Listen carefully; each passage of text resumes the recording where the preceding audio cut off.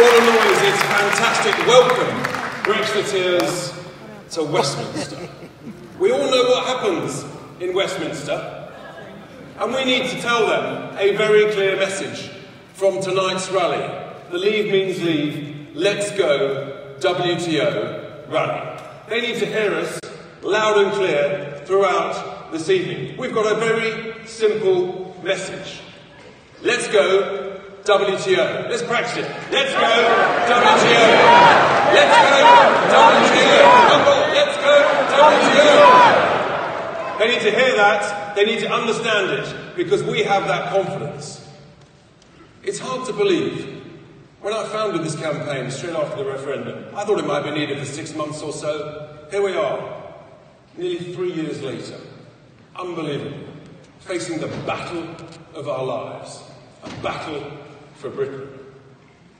We've had campaign rallies up and down the country over recent months, imploring people to write to their MPs, to persuade them to vote down the worst deal in history. The good news is that in that sense the MPs have listened, and in record numbers they have defeated the worst deal in history. That's the good news. What the MPs should now be saying, of course, is what the Prime Minister originally said, which we all know, many business people here tonight, we all know that no deal is always better than a bad deal. So the MPs should be saying, we've turned down a bad deal,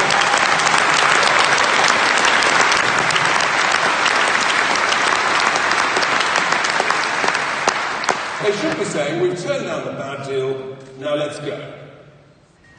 And we'll get organised and we'll be ready, 24/7, 7 days a week. Sadly, the MPs, the majority of MPs, they don't share our belief in Britain. They don't share our confidence in Britain, our can-do attitude, our ability to make things happen and to get things done. No, they're weak, they're timid, they're scared. So what are they now saying? Any deal is better than no deal. I mean, you couldn't make it up. You really couldn't make it up. It's the worst negotiating tactic ever in history. And yet that is what our representatives are now suggesting. So guess what? If you're the European Union, marvellous. Is that another 10 billion? Is it another 30 billion? Is it another 50 billion? They're not going to stick at 39 billion when we don't actually need to pay them a single penny.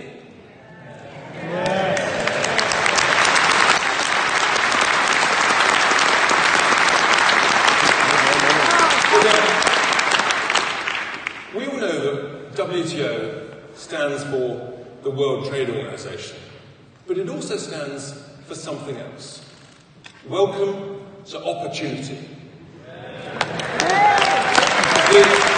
The opportunity, ladies and gentlemen, the opportunity to save 39 billion quid. The opportunity to be free as a sovereign, proud nation, to control our laws, our trade, do trade deals, and to control our borders. That's the opportunity that they should be embracing, like we're embracing. We've got some fantastic speakers tonight, all of them, either from politics or from the world of business, and great entrepreneurs. They are bold, they are courageous. And that's what we expect in our leaders. And our first speaker is a complete heroine of mine. She is fantastically principled, a woman of huge integrity, no nonsense. She is a proper no-nonsense person. She just tells it as it is. And because she comes from Northern Ireland, she understands the truth about the Irish border issue. And she will enlighten us again this evening. Before we welcome Kate to the stage, let's just see her in action on the video.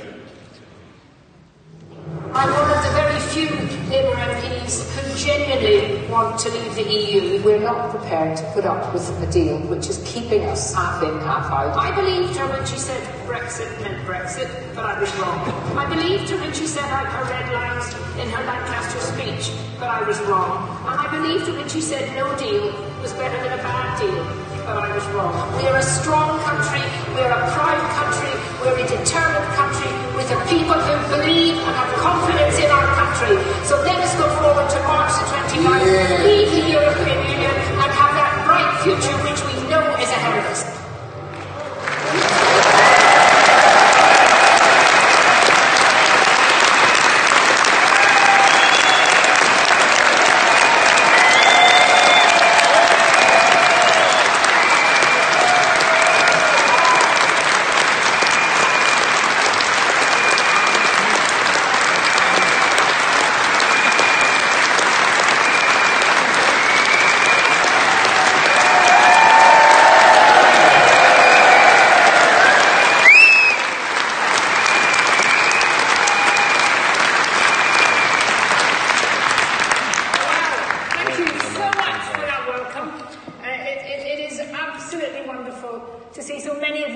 on such a cold night, queuing for ages, but finally getting in. And I'm so pleased to be here to join you. You know, it's always good to appear on an all-party platform, people from different political parties, because to me, and I think to everyone in this room, and all of the 17.4 million people who voted to leave, our country comes before our party.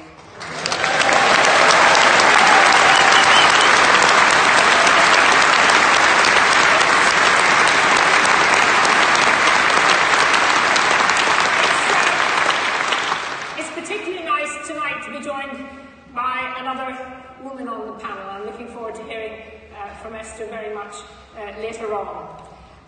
But I think we need to say tonight, very early on, that we are facing a battle ahead of us.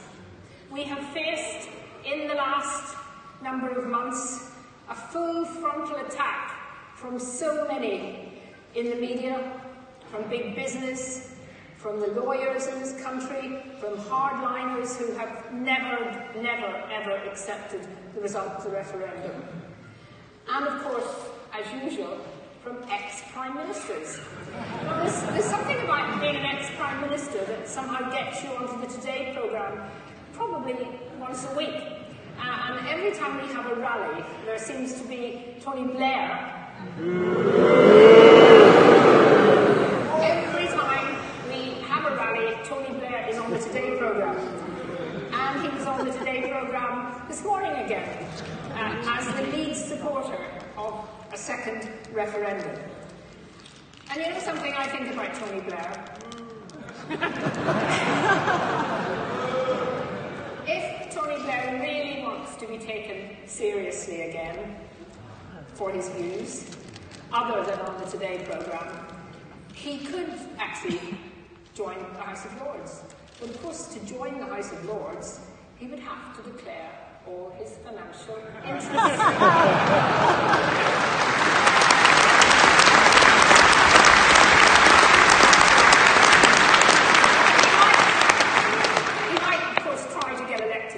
But I think I can move on to something more serious now. Just over the road, just a few hundred yards away, we have a parliament that is a Remain parliament. A parliament where the vast majority of MPs voted to remain. Now, not all of them are wanting to stop us leave. There are many genuine Remain MPs who have decided that they want to support the referendum result, support their manifesto, which is probably something new for some of them, and they have decided that they will support us leaving. But of course, the other in Parliament have spent their time since the 24th of June, since the day after the referendum in 2016, plotting carefully, insidiously to try and get us to stay in. And they have been backed up by the lawyers in the House of Commons, the fully highly paid QCs in the House of Commons, and of course by a Speaker who says he's only doing his job. But in my view, and in many others, his job to him seems to be to thwart Brexit. And we saw that last week in a really amazing ruling that he gave where he overruled his own clerk, his own legal expert. And I think one of the most worrying aspects of what the Speaker did is that the idea of a disinterested Speaker, they used to wear the headgear, but he stopped doing that, but the idea was that the Speaker was above factions, a very precious part of our political inheritance, admired around the world. And what is so worrying that is gradually being whittled away by this Speaker. And it has been said, well, of course, this couldn't be happening. This country wouldn't allow that kind of thing. We're a fully fledged democracy. We're not a fragile democracy. But you know, it is happening right now. Look at what happened after the referendum. Those who'd led the losing side were showered with knighthoods, honours of all kinds, and the winning side, as Dan Hannan has very I think very properly said today, were actually persecuted. Donors were suddenly told in late 2017 that their contributions counted as gifts, not political donations, as had always happened, and were therefore subject to inheritance tax.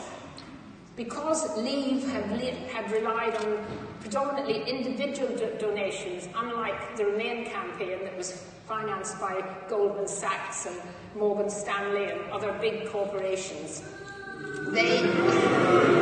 Oh, yes. Shall we have another one for the CBI?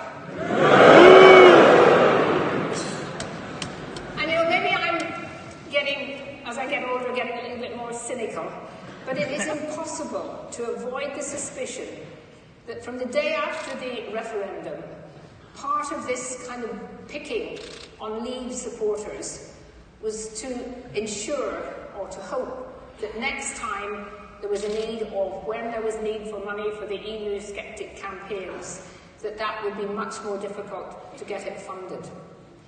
And I think that's very worrying too. But despite everything, and what is so optimistic tonight, despite everything, despite the attacks, despite the incredible abuse that we've all had, we are bigger than ever, we're stronger than ever right across the country, and we need to be strong for what is going to be happening in the next few months. Because let us be quite clear tonight, absolutely clear, the great betrayal has begun. In fact, it's begun a few months ago, but it is now really moving apace. Slowly, those who have never wanted us to honour the referendum are sensing and waiting for people to show that they have weakness, and there are a lot of people with weakness in our government. And some of those people, not necessarily in government, but some of those people outside who are pushing the second referendum and pushing the Remain side continually, are actually quite nasty people. And I make no apology today for criticising someone who sent a tweet which I thought was quite shocking. She writes for The Guardian. Her name is Polly Toynbee. And she tweeted today, what was, quotes, the will of people is now, quotes, the will of dead people. From Saturday, new young Remain voters on the register tip the balance versus the old dead Leavers. Time for a final say referendum. And if that's the kind of people that The Guardian wants to write for them, well, I'm glad I don't read The Guardian.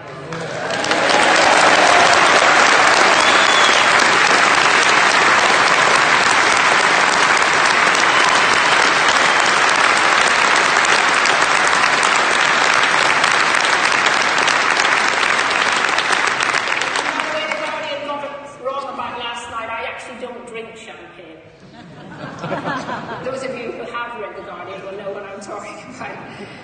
And another one, just to say, tweets all the time. Another one here, pity we couldn't put the 52% to sleep permanently. One day, euthanasia will not only be legal but compulsory for the dregs of society. We'll call it moral cleansing. That was a tweet on December the 27th. Now, you heard the fuss that was made. You heard the fuss that was made a couple of weeks ago when Anna Soubry was heckled by a few people, not particularly nice people, I have to say, but nevertheless was heckled and was called a Nazi. In 5 minutes, I was able to turn up 20 tweets calling me a Nazi. You know, I think we have to accept that actually there's been a huge amount of nastiness on the Remain side. Now, you'll have heard people say that 52% of people voted to leave, 48% voted to remain. So really, as it was fairly close, but quite decisive in my view, then we should be actually giving something to the Remain side. You know, we should be saying that perhaps we should give a little bit more, we should compromise more, we should do all these things because they decided that it was a small majority. All I would say to you is, if it had been 52% Remain, 48% Leave, would we have people...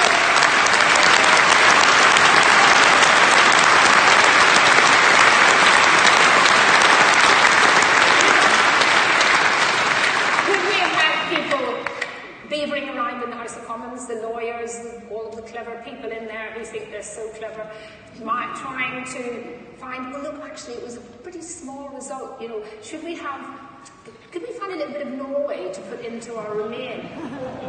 Or maybe we could only let the European Court of Justice sort of tell us a few things that we had to do.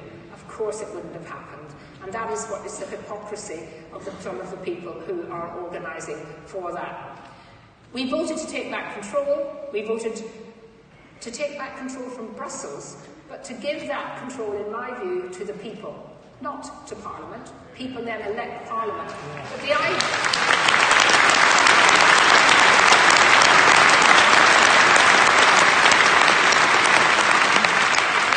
that somehow, in the end, we will allow Parliament, made up of Remain MPs who never wanted us to leave in the first place, to overrule that referendum will be one of the biggest attacks on democracy that there has ever been.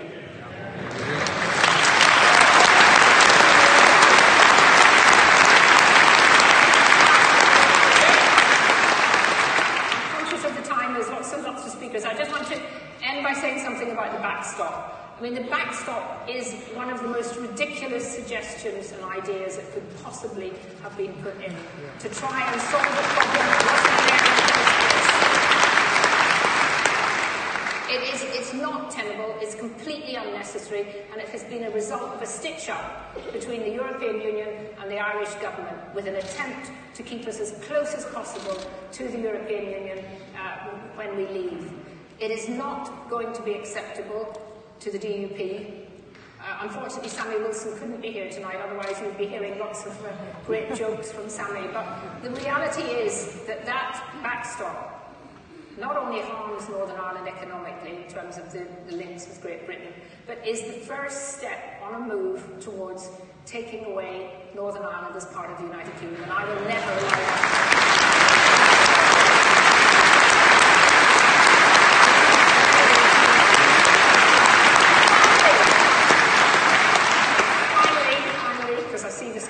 Going against me. Now, if this was in the House of Commons, the Speaker would have already cut me off, so I better be careful. Just on the WTO and the theme of tonight, really, the scare stories that we've seen, the ridiculous scare stories, and you'll hear more about that from some eminent businessmen tonight who know what they're talking about. But the reality is, you know, that while we're here in the London sort of bubble and we're hearing it all the time in the media, again, out there, out in the real country, outside London, people do not believe it. People just do not believe it. And I think that anyone giving up, to me, the idea that nobody talks to anybody until we've given up an option of a WTO is just ridiculous. Absolutely ridiculous. And I'm not criticising anybody in particular. But I would say that anyone who votes in the end to actually take that option off the table is playing into the hands of the European Union and is the first step in a really betraying the referendum result.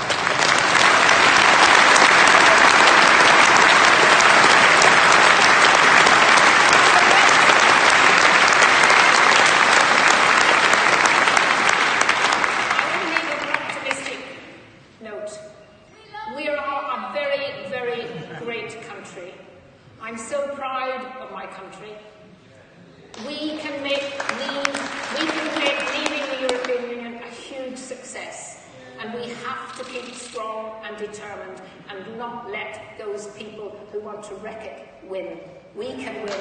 We're determined. We can win.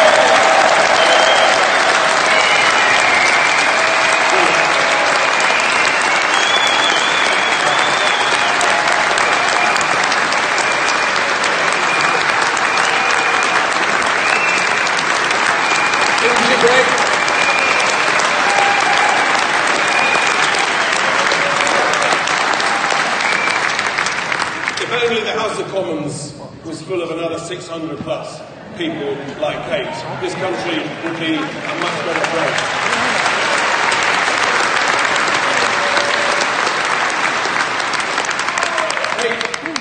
Kate referred to the betrayal, and the tragedy is we can begin to smell it. We can feel it coming down the track. Whether it's next week or 2 or 3 weeks' time, We know it's coming. An extension to Article 50, they need more time. And then, of course, the dreaded second referendum. Whatever happens, ladies and gentlemen, we at Leave Means Leave, we will be ready. Rest assured, we are gearing up. We will need everybody's help. But we are raising money. We have got some great people offering to work for us. We've got 3,000 volunteers already delivering tens of thousands of leaflets up and down the country every week. And I want to pay a huge thank you to them. If you can join me in a hand applause. They are fantastic.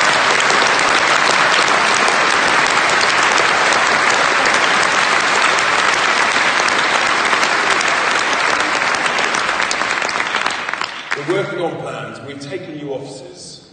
Not only will we be ready, ladies and gentlemen, but we will win. And we have a very simple message. Heaven forbid we need to. Let's tell them again. So our next speaker, ladies and gentlemen, is from the world of business. One of the greatest entrepreneurs in this country. He knows about risk. He knows about the challenges of employment, of revenues, of profits and losses. He runs an incredible family business, an international business, all over the world. So he knows a thing or two about global trade. Not only is he an incredibly successful entrepreneur, but he's an incredibly generous philanthropist, in particular to the world of education.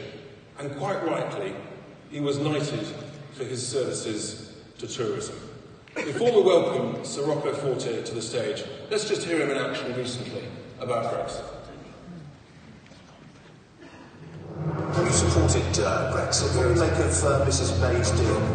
Well, it's sort of locking yourself in jail, giving the European Union the key, and then saying to them, you decide when we come out and on what terms. It's a complete disaster and completely unnecessary. How confident are you that London continues as that flagship location? London has everything. It has a combination of the business side and the culture, because I understand how difficult it is to do business in Europe. In relation to the rest of the world, Europe is not competitive.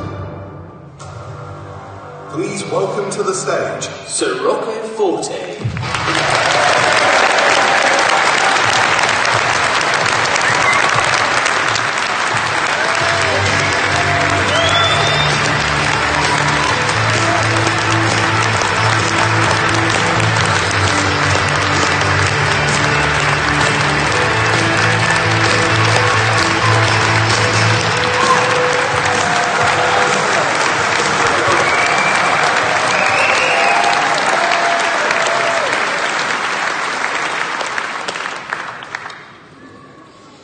Good evening. I wouldn't be here today making this speech, and neither would Tim, if we followed the example of businessmen and women who are reluctant to speak out in favour of Brexit.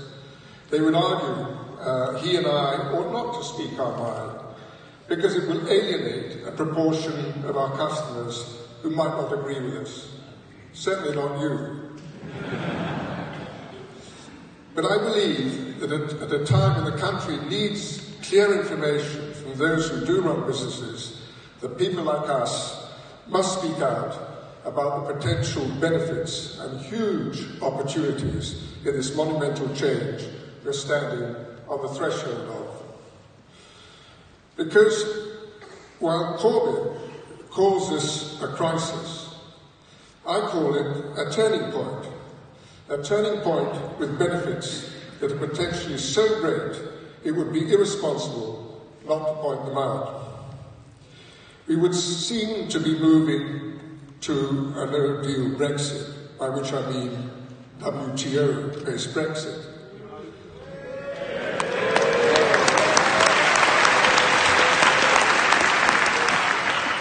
With the defeat of Mrs May's proposed withdrawal agreement in Parliament, a deal that pleased nobody, there's an opportunity to move to something far, far better. There's been a long campaign to present a no-deal Brexit as a terrifying scenario where all hell will be let loose and our economy and job prospects will be devastating, and where we will be, all be a lot much poorer.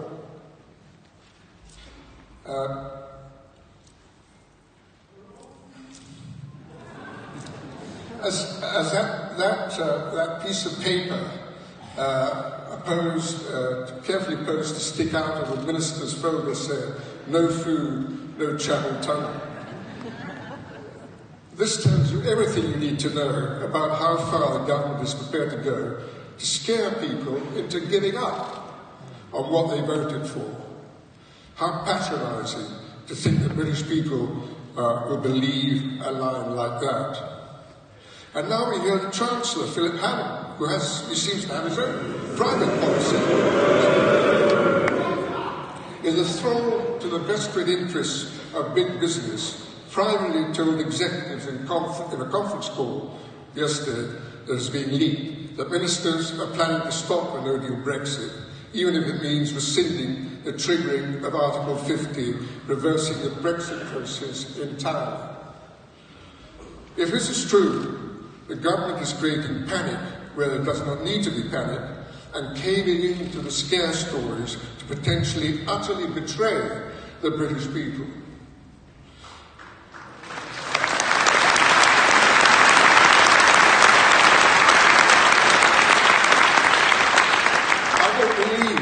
I don't believe at all the scare stories to be true. And if you look at it in a rational way, they can't be. I believe a far bigger risk for our country is to stay in the EU.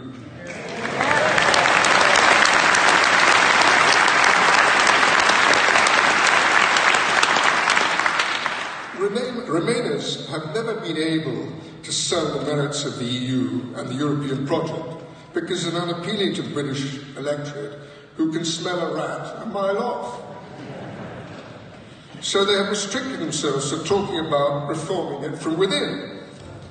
This is a fantasy story, as unrealistic as they claimed they were setting out to reform, as if one claimed one was setting out to reform the mafia from within.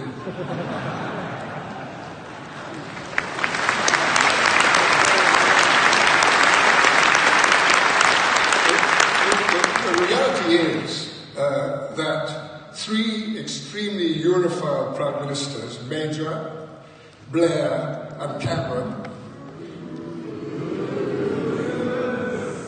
all passionate about the EU and well in with its leaders, never managed to wring a single concession out of it. So, with nothing to say of any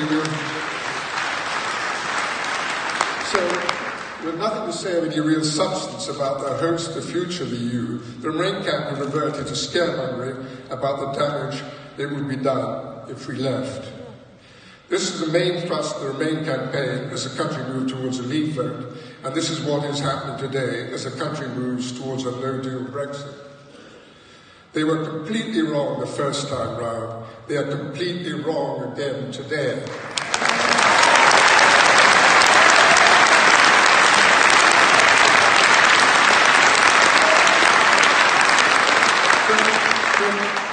From what is being suggested by them, you would surmise that the whole British economy is dependent on Europe. This isn't the case at all.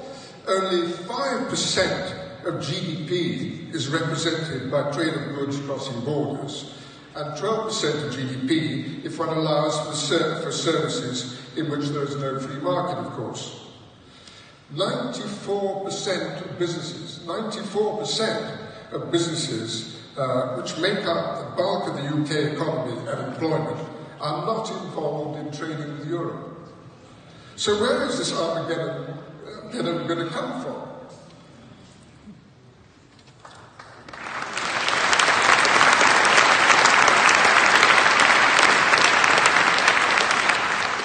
All the cliff edge and the crashing out bears no resemblance to reality.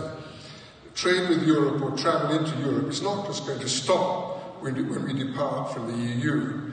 A wall isn't going to go up between ourselves and other European countries. They will continue to export to us as we will continue to export to them, but under different rules.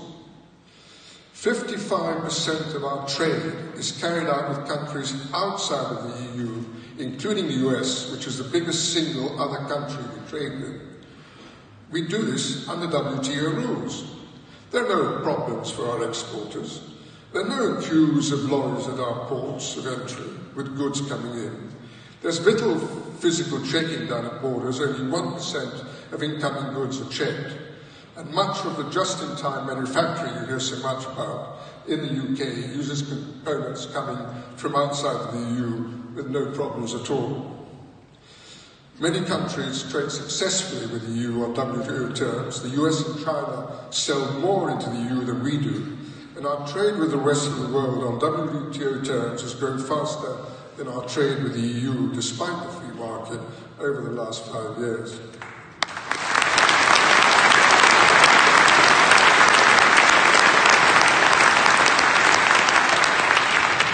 Tariffs, of course, will be levied on British goods exported to Europe, but these amount to about £5 to £6 billion, less than half of our current net contribution to the EU.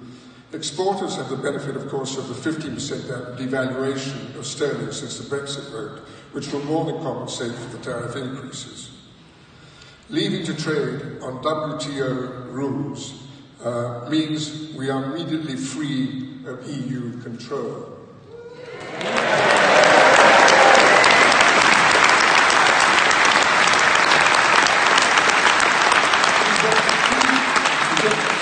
$39 billion. The cost of the withdrawal deal, which you can use to revitalise those parts of our economy which need it most. We can immediately set about negotiating free trade deals with other countries and reignite our trading ties with the Commonwealth.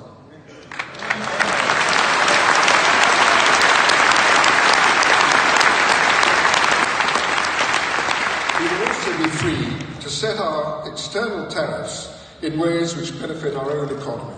We will be able to lower tariffs for the benefit of our consumers on imported goods that we do not produce ourselves.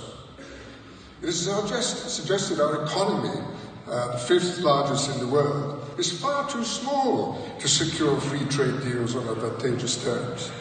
And even if we do it, it will take a long time. What nonsense. Australia, a much smaller economy than ours, recently successfully negotiated deals with China, South Korea and Japan inside 18 months. Iceland, a tiny economy, has a trade deal with China. It is the EU that takes forever to negotiate trade deals, as it has to take account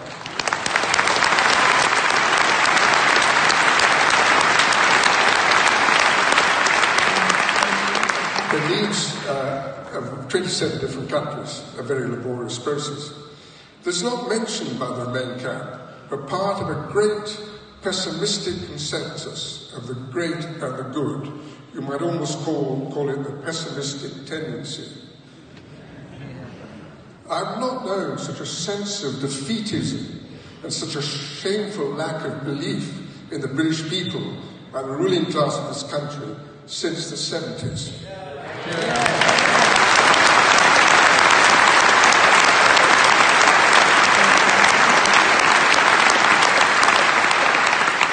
It is almost treasonable how little belief the elite have in the innate brilliance, resilience and ability to thrive of the British people.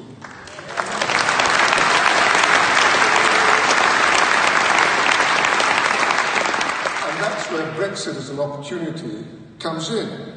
In the 70s, Mrs. Thatcher dragged us out of our torpor and enabled us to see the light, to become competitive, a force for good in the world once again. Today,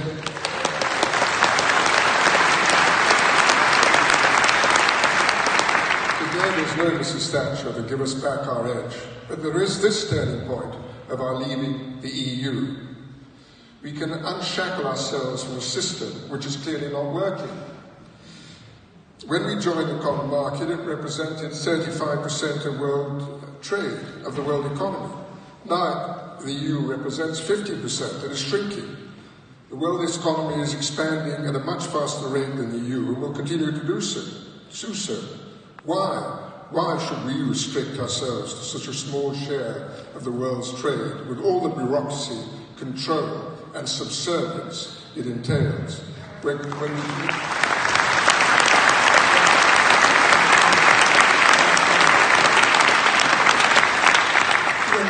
can become members of NAFTA and the Trans-Pacific Partnership.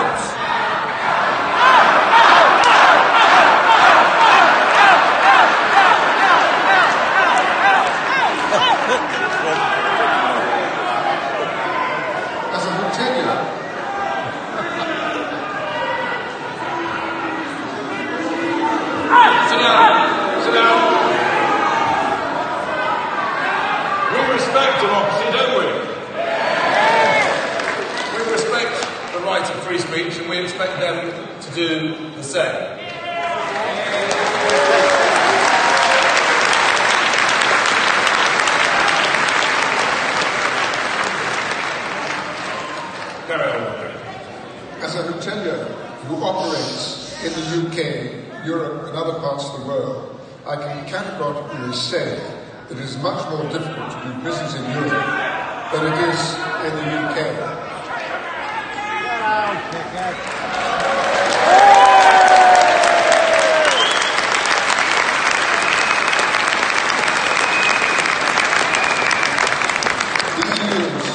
High corporate taxes, complex labour and legal system make Britain's low taxes and fair laws very appealing.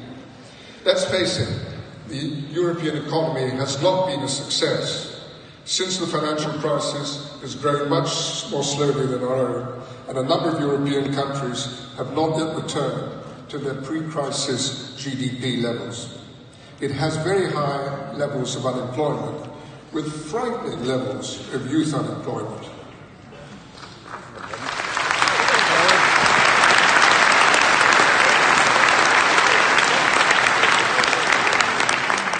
We stand on the threshold of a unique opportunity to be free of all of that. Why on earth would you cling to all that failure when you can carve out your own success?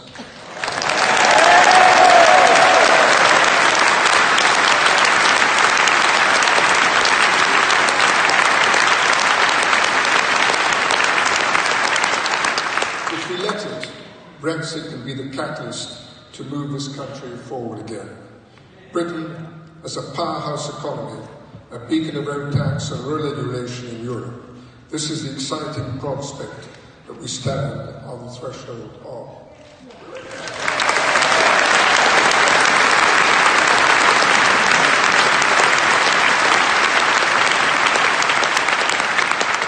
We mustn't let the doommongers talk us out of it. Was still the good news about this historic moment of opportunity, allowing the British people to grasp it and make it their own.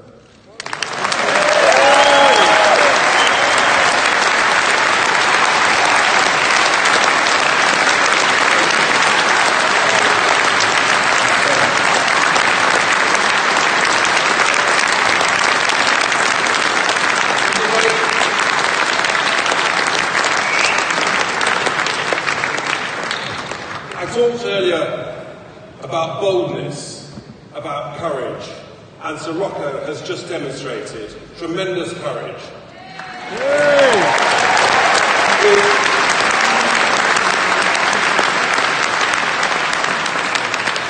And a small platform, if you ever get a chance and you just happen to be drifting past one of his hotels, do drop in.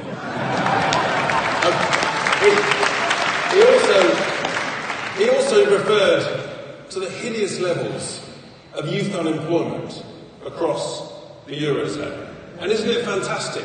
Totally contrary to the nonsense talked about by the Ramonas, that all young people are Remainers. Absolute nonsense. We've got a fantastic team here behind the stage.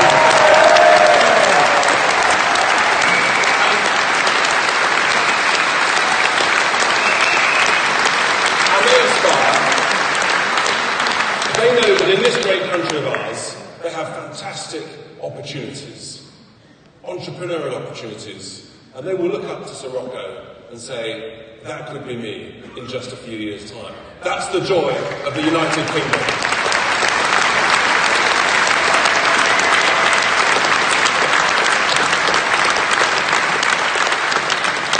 And we'll carry on with the theme of courage to our next speaker, who is a long-standing politician, but before that, he was a soldier. He served in Northern Ireland during the Troubles. He became an MP in 1992 and has forever been a brave, long-standing Eurosceptic. He became leader of the Conservative Party.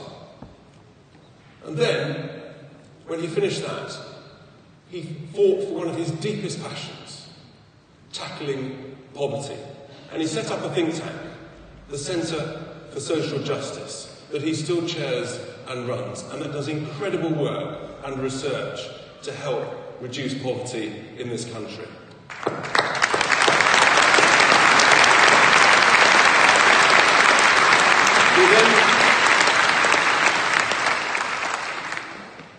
When Mr Cameron was appointed Prime Minister, our next speaker was then appointed Secretary of State for Work and Pensions.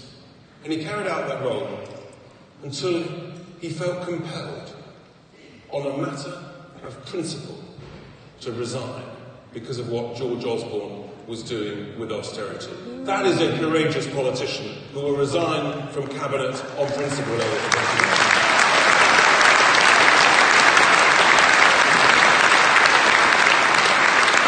He's campaigned tirelessly for Brexit. He still is doing so. Before we welcome Iain Duncan Smith to the stage, let's just see him in action on the video.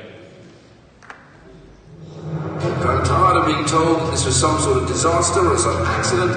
I genuinely and passionately believe when I campaign to leave that this country will do incredibly well, whatever the arrangements are. We have to leave because the British people are saying we should leave. The idea that we can suddenly give way on some of our core red line issues has to be told to the EU straight away. That's not going to happen. They're taking the liquid from us rather quickly. I just wish many more in this House would stand up for those who voted to leave genuinely, not stupidly, not because they hated people, but because they wanted something to change. They wanted to take back control of their country, and that's what I want to do.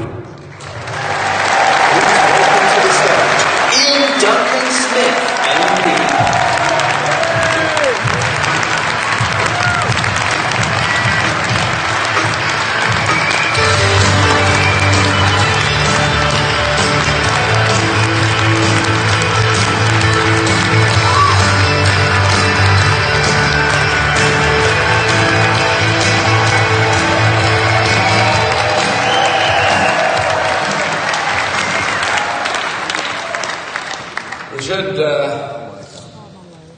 Rocco, Kate, thank you very much, all of you here. I have some scribbled notes. I have no idea what they are. I wrote them at the back and I can't read them now, so forgive me if I think I've come to a Remain rally after...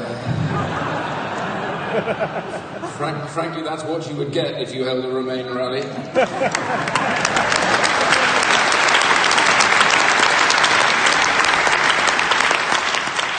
He couldn't even remain. Anyway. Can I tell you, it's a real privilege to be here tonight. All of the list of speakers, absolutely my great friend Esther, who's fantastic, you're yet to hear from her, Tim and everybody else that I've mentioned. But the one person I want to talk about, just for about 20 seconds, is my hero, Kate.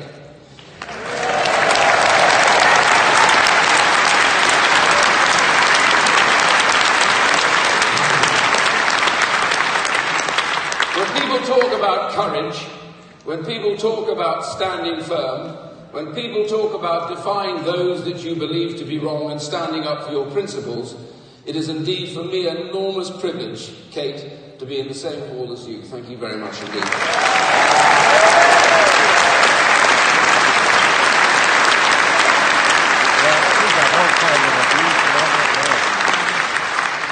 Now I must start by telling you something about why I really voted to leave, and then I'll get on to the serious stuff. I was asked a few years ago on behalf of the Prime Minister to attend a conference in Berlin. I know what you're thinking. DWP, work and pensions, you get everywhere. Now listen, I went to Berlin to stand in for the Prime Minister, where I had been leader of the party at some point. I know, I try and forget about it as well. But the main point is that I got in there and I learnt something, because I never used to go to those halls at all, but I learnt what committees and things like that are like in the EU. And I first of all started in the morning with all the people that were like me, and I sat at this huge horseshoe table and had earphones on and everything else. And I found that everybody else there, the level of the people like me, all had about 5 people behind them. Well, of course, I'd come over with nobody because of austerity, and I didn't want to pay for the air ticket for anybody else while I was at it. So the Foreign Office was so worried about how it looked, I ended up with a waiter being dragooned in to sit behind me. And, well, everybody passed notes up and down, and so did he, but his were menus. I like to think that in that couple of minutes I achieved more for Europe than anybody else, which is not deciding absolutely anything. Anyway, I then went to become the Prime Minister, you know, as I said, I was leader once. Anyway, the point is that I sat, and there's these 3 horseshoe tables in Mrs. Merkel's great place, and an inner, and then there's an inner, and an outer. And I'm Prime Minister, well, that is to say, I am Prime Minister now, though I'm still Secretary of State. That is, all those Prime Minister and Secretary of State, but Secretary of State and Prime Minister, but not to be confused with the two. But anyway, I'm now sitting on the inner of the inner, and then there's an outer, and the inner where the heads of government are, you know, a select band, and there's a translating booth in the corner and headphones on. As I sit down, the President of Cyprus sits down next to me, and I tell you, this is a man worth voting for, because he went to sleep straight away. He didn't even know. I mean, really, that's serious politics in my book. But anyway, Mrs. Merkel starts, and off she goes. Said she'll speak briefly, and after about half an hour, she hands over to that time Monsieur Hollande. Do you remember him? He's quite short. Actually, do you know something? I think also isn't Monsieur Macron quite short? I don't. Anyway, it's not that again. It may be a lack of good British beef, but anyway, the point is that.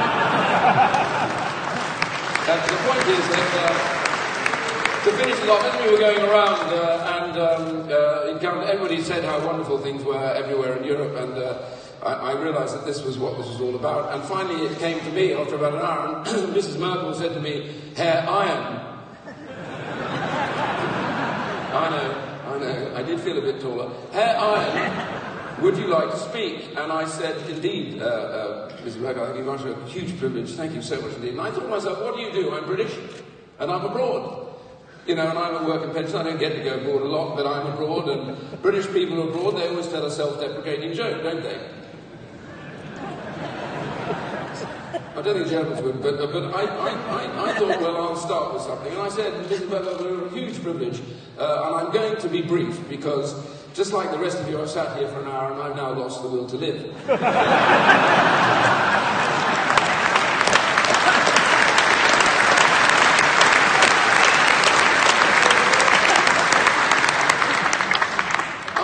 Greeted with that at all, actually, funny enough. Stony silence, rather sad, actually, I thought. And anyway, I quickly told them how wonderful things were and realised I'll never come abroad again. The headmaster, when I get back, will cane me or something, and I'll be in trouble in detention like I always was at school. Anyway, I kind of sat back in the seat and listened to the gentle snoring of the man on my right, and this went on round. And after about another 40 minutes, it all ended, and we're going for the photograph. And as we're going out, the RST said to me, I won't use his exact words because some of them are quite Anglo-Saxon. He said, "You're a ... funny man." I said, why am I so funny? He said, "Oh, you don't know how funny you are." And I said, "Why is that?" He said, "Because I speak enough French and I could hear the translation in the booth. And when you said you'd lost the will to live, they translated as you were terminally ill."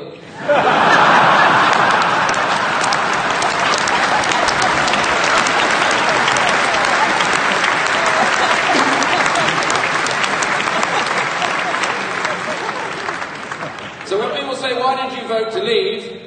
the answer is very simple. I can't go back there because they think I'm dead.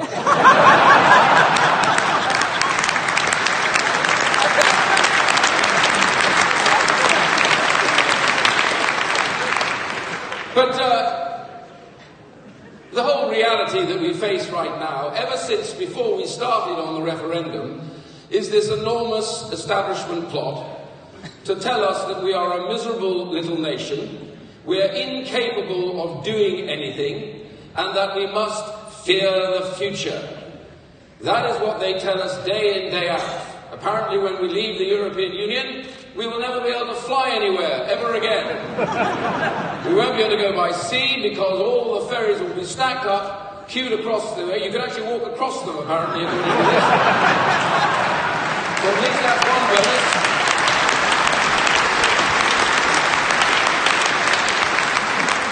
If you get stuck halfway across, you won't survive because there are no medicines, and so it'll be back to home cures. Homeopathy will become the thing in the UK because we can't get anything to help us recover.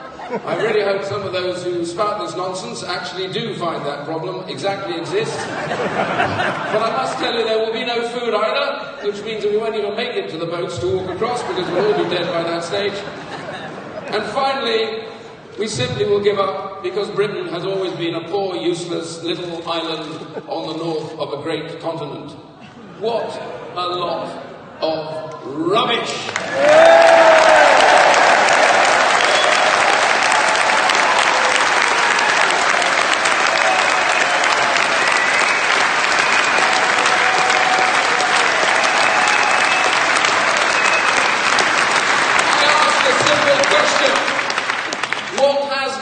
To the British establishment, that they no longer believe in their country, so that they fear more than they care about, and they lose it at the drop of a hat when it comes to what matters. My father would turn in his grave. His generation fought to save his country.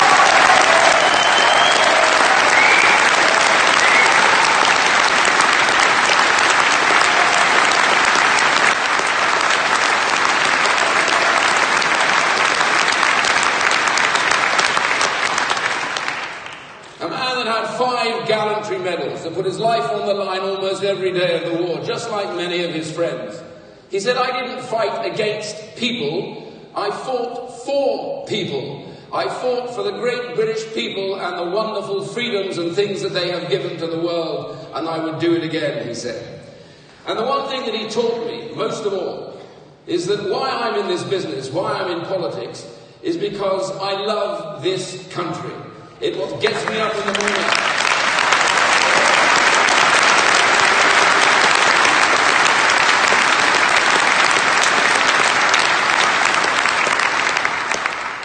But you cannot love your country and then throw it away so that somebody else governs it.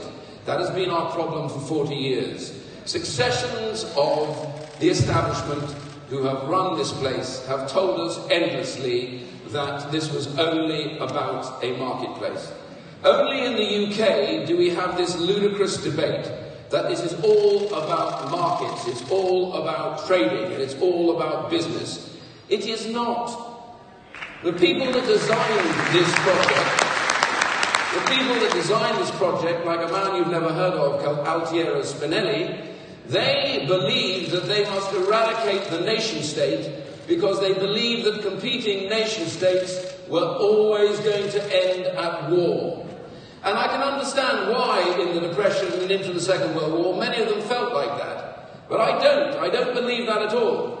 I believe competing nation-states in democracies with strong democratic institutions are a force for good. Competition makes us better.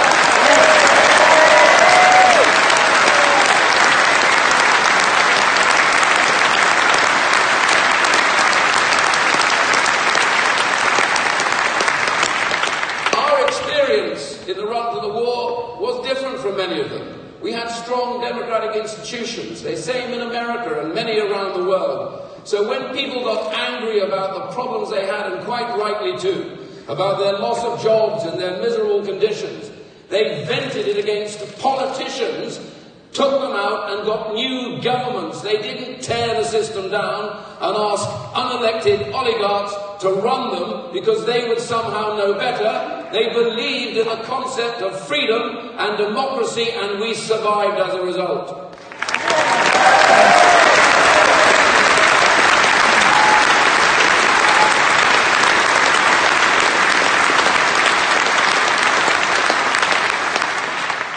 And that is the point. The point is, this is a political project that we have never fully been told the truth about. And now we have chosen to leave it. In 2016, as I walked out of the offices into the early morning mist, seeing the sun rise over the east, I thought this was the greatest day of my life.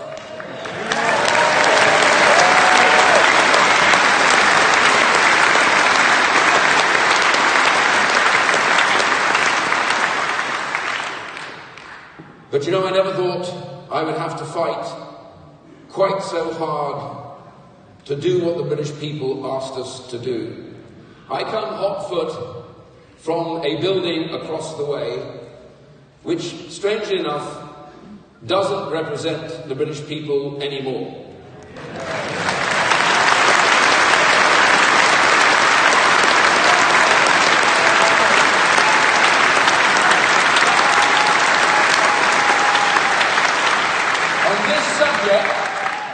The vast majority of those in the Parliament, in the House of Commons and also particularly in the House of Lords, are genuinely Remainers.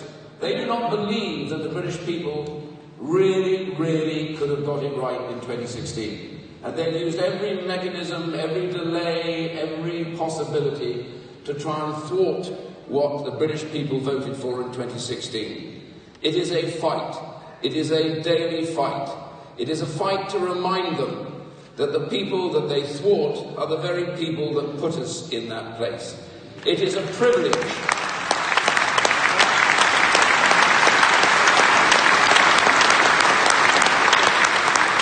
It is a privilege to be a Member of Parliament. It is a deep privilege, and I am conscious of that every single day. But it is a greater privilege to recognise that when the British people give you an instruction, it is your duty to make that instruction reality.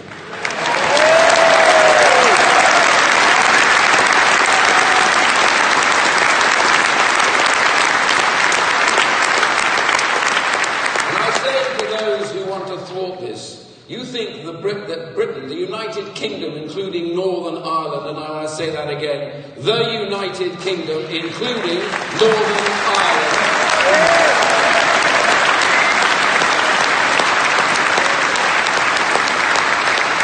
Too many of you, I say, you think we're just a little place that doesn't matter. We have no bearing. Well, I ask the simple question. If you took the United Kingdom out of the world, what would you lose? You wouldn't lose a piece of land. You wouldn't lose a thing stuck on the end of Europe. This is the country that gave the world the concept of parliamentary democracy and freedom. This is the country that gave the world the right to own property as an inalienable right that no kings, no princes, and no despots could ever take away from you.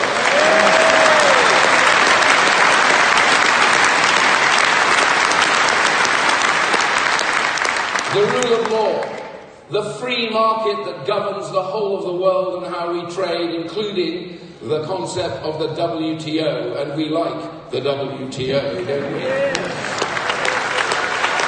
And if you're not persuaded by that, just about every sport that you play was probably designed on playing fields inside this country, even though we don't win any of them anymore.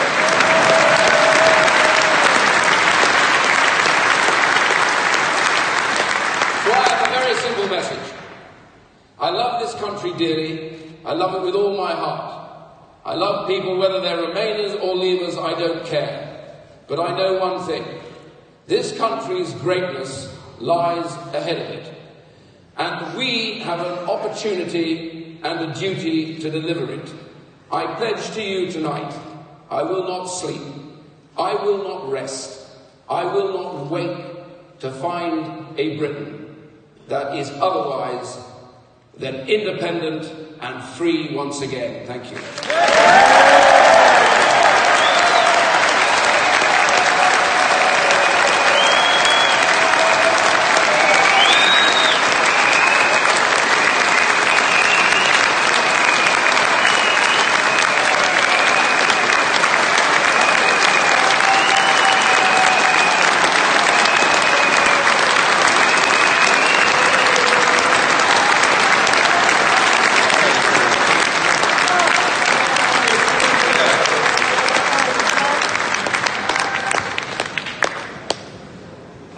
again, I talked about courage, ladies and gentlemen, and that is the absolute definition of courage.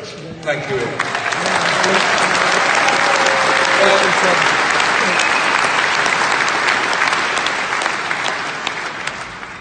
There is an important thing that we've still all got to do, because actually we need to give that courage and that confidence to MPs over there. And so we need to implore you to write to your MPs, to get your friends to write to them, anybody you know, anywhere. Just tell them again, WTO, a WTO Brexit is a good Brexit. We want to leave. So let's just say it again so that everybody can, so that they can hear us over there. What do we want to go? Let's go WTO. Let's go WTO. Our next speaker, ladies and gentlemen, our next speaker, again, from the world of business. He's a great character, a true entrepreneur. He's a massive supporter of Brexit. And believe it or not, he trained as a barrister.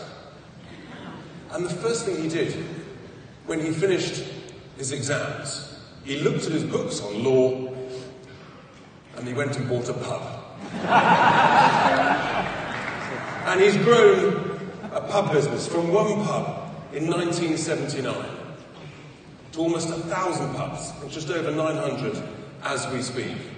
It's a stock market listed company, and it's without question the most interesting chairman's statement that you'll ever read. It's just full of enthusiasm about the opportunities from WTO. He's a great speaker. Before we welcome Tim Martin to the stage, let's just see him in action on the video. Wetherspoon, the chain of over 900 UK pubs, printed 200,000 beer mats criticising the EU and the IMF. And now the pub group's founder, Tim Martin, is taking the debate to his drinkers personally, visiting 100 of his pubs across the country, talking to customers and encouraging them to vote out. I think it's probably overplayed. Economists got it completely wrong about the outcome of the referendum. For example, that food prices will rise, that's come from big business, and it's not true. So we believe the country is better off with no deal because it's a protectionist system. So why not say it? Please welcome to the stage, Tim Martin.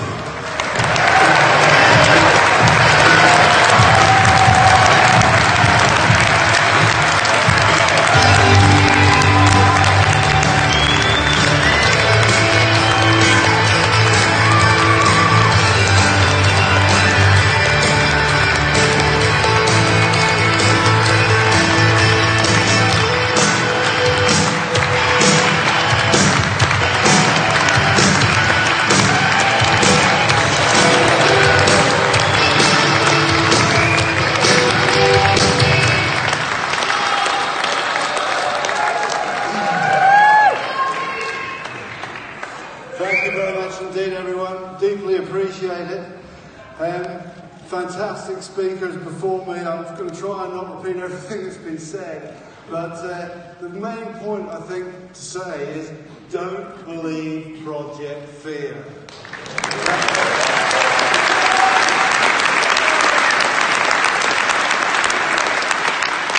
How pathetic to rely so much on actually frightening people to try and win your case.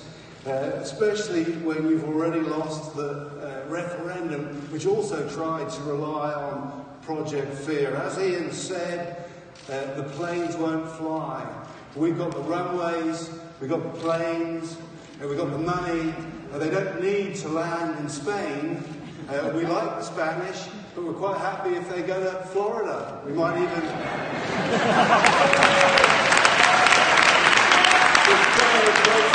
Of course, we now find the planes will fly after all, because of course they don't fly. It will be worse off. It'll be the tourist resorts that we like to go to, and the poor people who are also victims of the Brussels regime in Europe. We heard the banks were all going to leave. The number of times that those of us who supported Brexit had to argue till we were blue in the face before the referendum that the banks wouldn't leave. And there's now more people employed in the City of London today than there were before the referendum.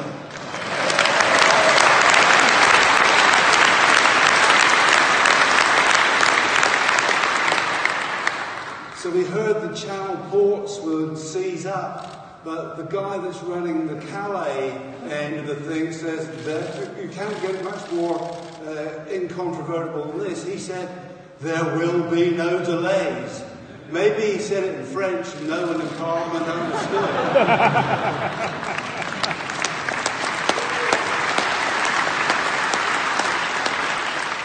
But our guy in Dover has said something very, very similar. And we did a little experiment, which I've told some of you here about before, but I'll just quickly tell you. We've got nothing against the French, we've got nothing against French companies. We feel sorry for them in a way.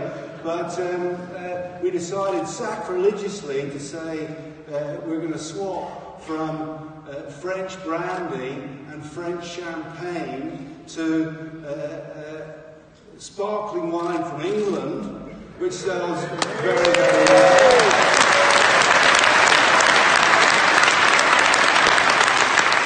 And this will be sacrilegious. We swap brandy for the rough old Australians. Black bottle brandy is actually very good. 10 pence less a shot. Let me get a plug in for my business. And those categories of drink have increased. So the idea that Channel ports will seize up is just a fiction. And if they do, you can buy things from the 93% of the world that isn't in the EU from the rest of the world.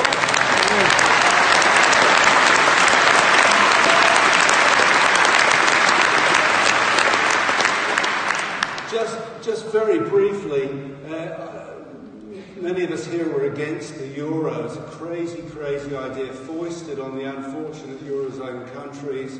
Every other currency in the world is backed by a government to raise taxes, distribute the money. They don't have it.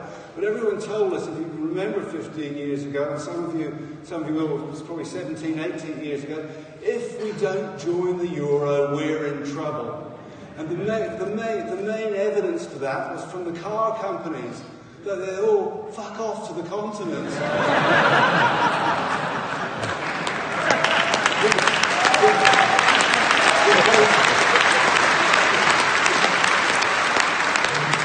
Because they'd be exposed to currency risk. Well, it hasn't happened. Our car companies have done very well. And in spite of what people said, our economy has grown much faster than the Eurozone. So it's a crazy project fear back then. But remember, I'm just going to repeat these points that I said them before. No deal means we save 39 billion. Yeah!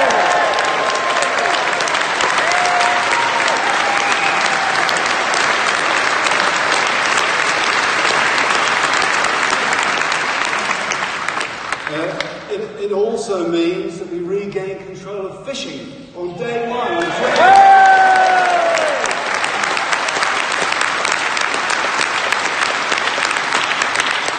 We can eliminate tariffs on lots of things we don't even produce in this country.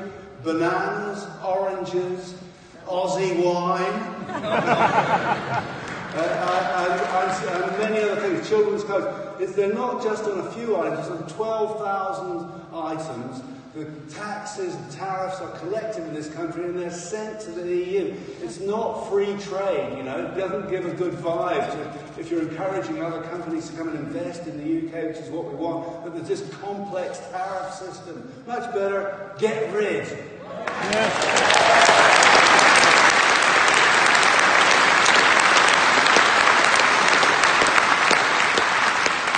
You don't need anyone's permission. A lot of people are confused by what's being said. You don't need anyone's permission to do any of these things. The people in the house across the road can vote for that, and they can make it happen on the 29th of March if they decide to do it. I've just been doing a little tour around the country, and there's a few things that wind up the British people. And one is that they didn't understand the flipping vote. If you want to really, really annoy people, try going into a pub in Sunderland and saying, is it true? Is it true you didn't understand?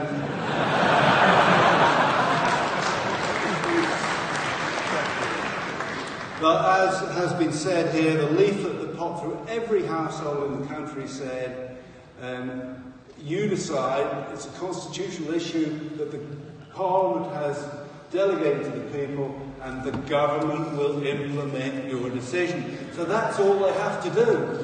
They have to implement the decision that was voted.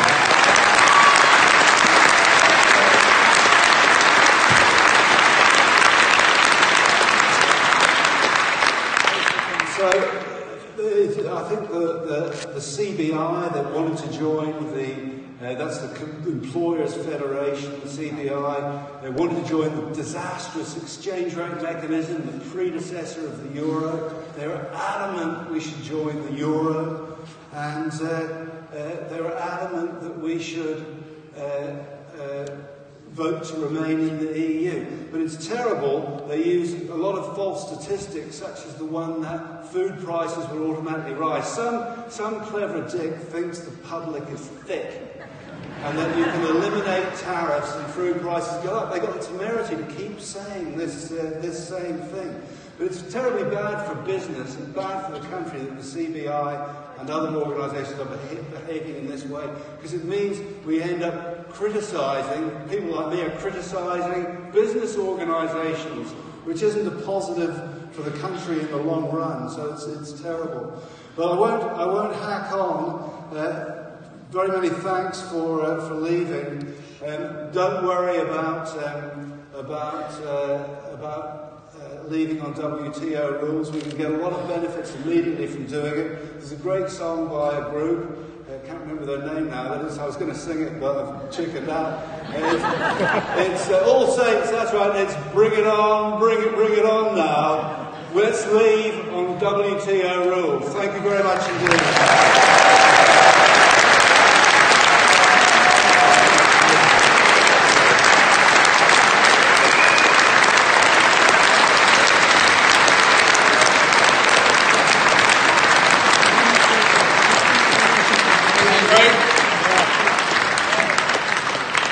We'll reserve judgment whether he's a better publican or singer, but he's fantastic. Our next speaker, ladies and gentlemen, again has demonstrated incredible courage in the face of abuse, vilification, constantly over the last 25 years. He, of course, needs little introduction. He was one of the original Brexiteers, and there is no question, without any hesitation at all, few people have changed the course of British politics in the way that our next speaker has. He is without question one of the most influential public figures in this country since the Second World War. He's put up with just unbelievable aggression, attacks on him and his family. And the nation needs to be incredibly grateful for what he's helped to achieve with this Leave vote.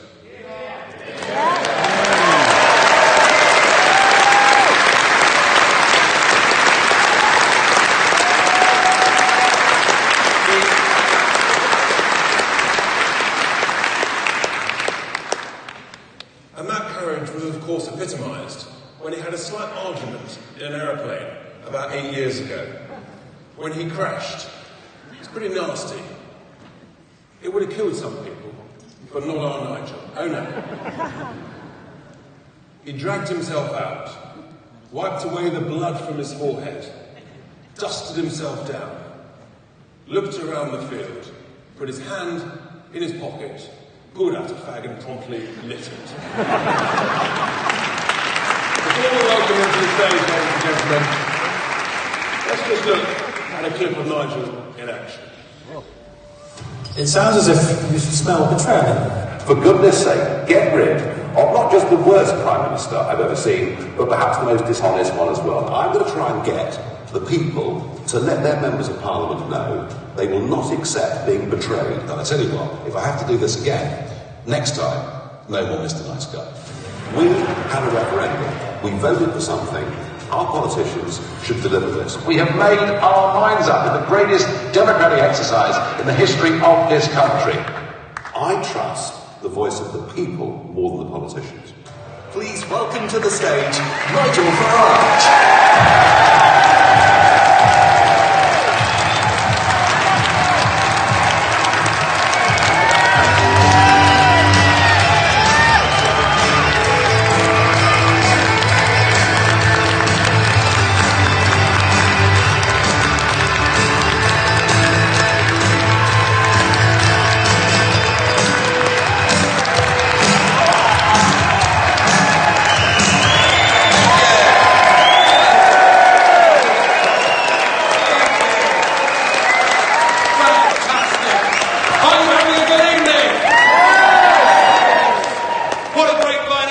speakers. Just a couple of disappointments for me. The first is that Rocco Forte got the protesters. They were meant for me, and I'm very, very disappointed. The second is that Tim Martin is doing a pub crawl of 100 pubs around the country, and he hasn't even invited me.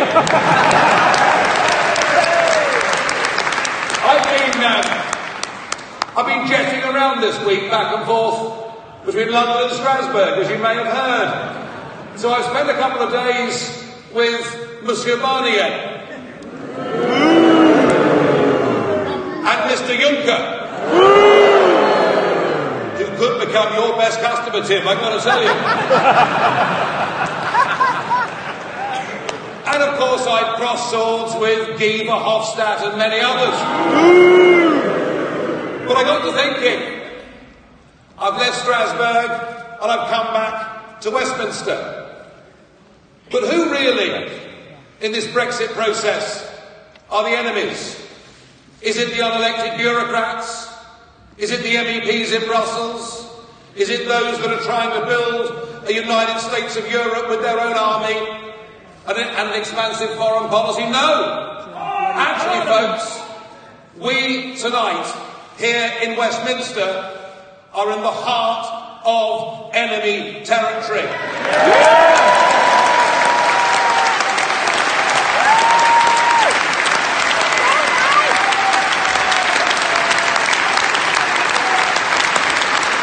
You see, it couldn't really be clearer, could it? We were given a referendum on whether to remain or leave the European Union. We had the whole establishment. We had George Osborne as Chancellor telling us that 500,000 jobs would be lost. Everybody would, I'll use the word leave London if that's all right with you. And they told us it'd be so bad that when the President of America came, we were going to be at the back of the queue. They virtually told us that plagues of black locusts would descend upon our land, and 17.4 million brave souls stood up, defied them, and voted to take back control of our country.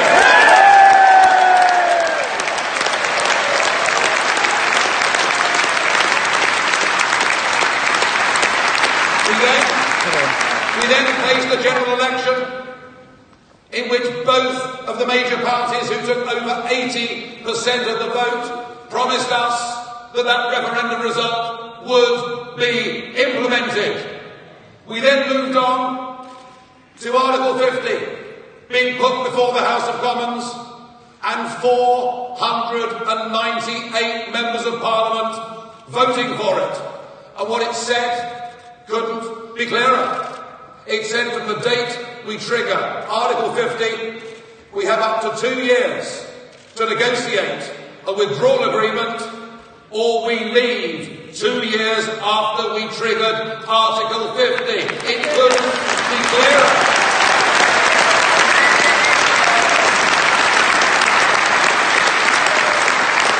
It is written into UK law, and that is exactly what should happen. But I'm afraid the truth of it is that our political class, much of our establishment, and many of the giant multinational businesses never respected that vote from day one.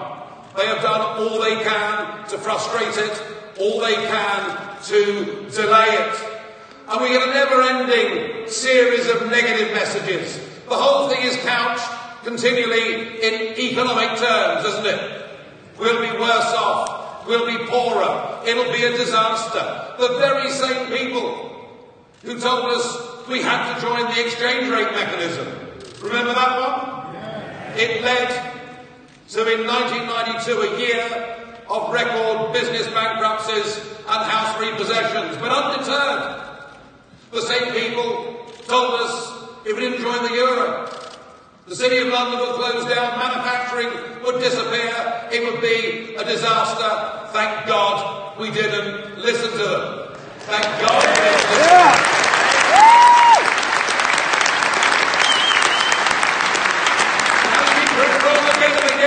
Now they tell us that leaving the European Union would be a disaster. Well, can we please go back to 1st principles. Can we please start to change the debate? The referendum wasn't about whether someone thinks we might be worse off or someone thinks we might be better off. Economic projections are difficult at the best of times. The referendum was about something else. The referendum was about a word that now seems to have evaporated in our whole debate on Brexit. This word that actually is the ultimate prize. This word that our forebears fought and gave so much more for in 2 world wars and more. This word that says we can be a free, independent, democratic, proud, self-governing state that makes its own laws, that controls its own borders, that chooses its friends around the world. And I want us to bring this word, this proud word, back into this whole debate. The word is, and what we voted for was, the independence of this country.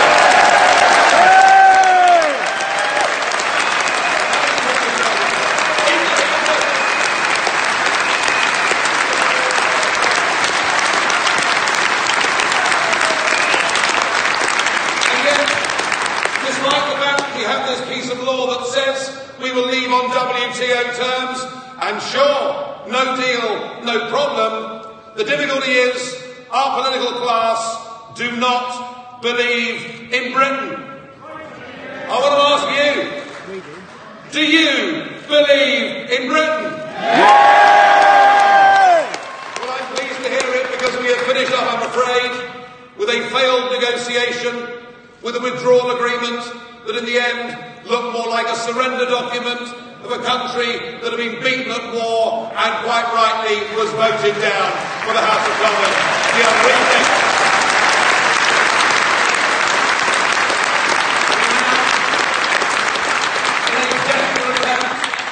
in a desperate attempt, the Prime Minister wants to try and get her Brexit in name only through, and she's now engaged on a cross-party debate, attempting to achieve consensus with a group of parties who are all Remainers. The only person that didn't turn up, of course, was Jeremy Corbyn, which is odd. But he's perfectly happy to meet Hamas, isn't he? Yeah. Perfectly happy to meet Hezbollah. Yeah. Happy to take tea with the IRA, but he wouldn't go and meet Mrs May, which I find a little bit strange.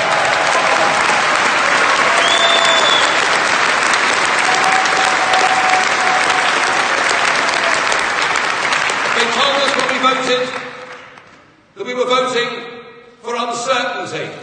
Well, let me tell you what would have happened if we voted to remain. Since that date, we have seen the confirmation. Despite 50 years of lies from the British establishment, 50 years of the British establishment telling us that the common market, that the European Union is just about trade, cooperation, and will not affect our sovereignty. I remember very well doing a debate against Nick Clegg. Oh, I'm sorry, Sir Nick Clegg, that's important. But I remember doing a debate and saying to him one of the reasons I did not want to be in the European Union is because they would build a European army, and I believe that would threaten NATO and our own military abilities. I was told that I was some sort of hysterical crank, lying to the public. Now we have Mr Juncker telling us by 2025 there will be a European army, navy and air force. On the 9th of May this year, Mrs Merkel, the real boss of course of Europe, and Monsieur Macron, whose star may have fallen somewhat, but they will be giving a joint press conference announcing further deep, sweeping, and they use the word reforms. What they mean are a further centralisation of power. This European project is about building a unitary state. It is about getting rid of the nation states as effective operating entities. Far from Remain having given us certainty we would have plunged further into. frankly, regional irrelevance. So let's be clear, Brussels isn't working. And right across Europe, there are people now rising up on the right, the centre and the left saying they wish to govern our own countries. And just as, in the past in history, we have often been the nation that has given the example to the rest of Europe, I believe that by delivering Brexit, we will also get rid of this European Union and replace it with a Europe of sovereign nation-states working together.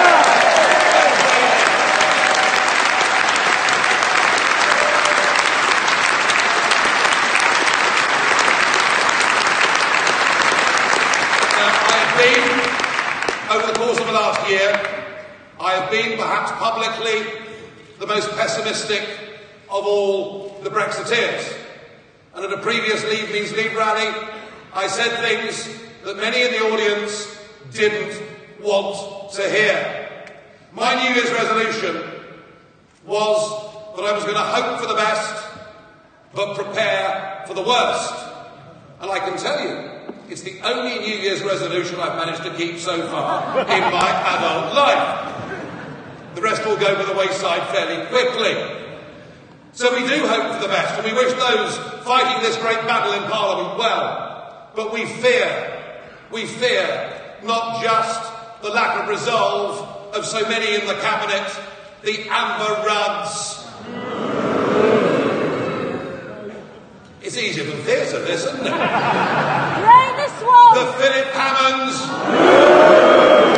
But worst of all, it would appear that previous parliamentary precedent has now been thrown out of the window by a man who puts rude car stickers on saying something about Brexit. That weasel Bercow will do whatever he can to help the law of the land be overturned. I hope they win this great parliamentary battle, but folks, it would be negligent of us in this great campaign, this great cause to take back the independence of our nation, not to recognise that now it is quite possible that we will see an extension of Article 50. And when I've talked in the past about being worried that they may force us into a second referendum, I don't want it any more than you do. But I'm saying to you, we have to face reality in the face. Don't think the other side aren't organised. Don't think the other side aren't prepared. Don't think the other side haven't raised the money, haven't got the teams in place. They have. The Remain campaign are well organised. And one of the failures on our side is, having won this historic victory, we kind of all went back to our day jobs. And I guess it was reasonable to think, wasn't it, with 500 MPs voting for Article 50, that we'd won, that was the end of it. Folks, I don't believe that it is the end of it. And what I am doing here together with Leave Means Leave is building an organisation, building a structure on the ground, rebuilding the People's Army that helped us win that victory.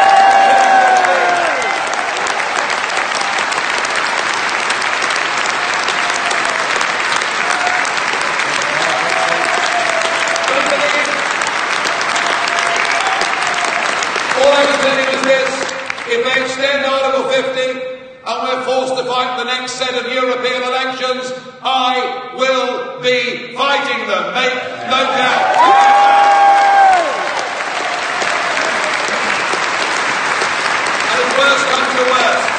If worse comes to worst, and they force us into fighting a second referendum, and let's hope and pray that it doesn't happen. It doesn't need to happen. We've had the people's vote already, but let us prepare, let us organise, and I urge all of you to help us in this great campaign. In fact, the better organised they believe we are, the less likely they are to call that second referendum. I hope it's not needed, but I'm pessimistic, and I believe that it may. And I'll tell you, as I said in the video, if I have to fight again, not, then believe me, next time, as far as I'm concerned, it's no more Mr. Nice Guy. Yeah!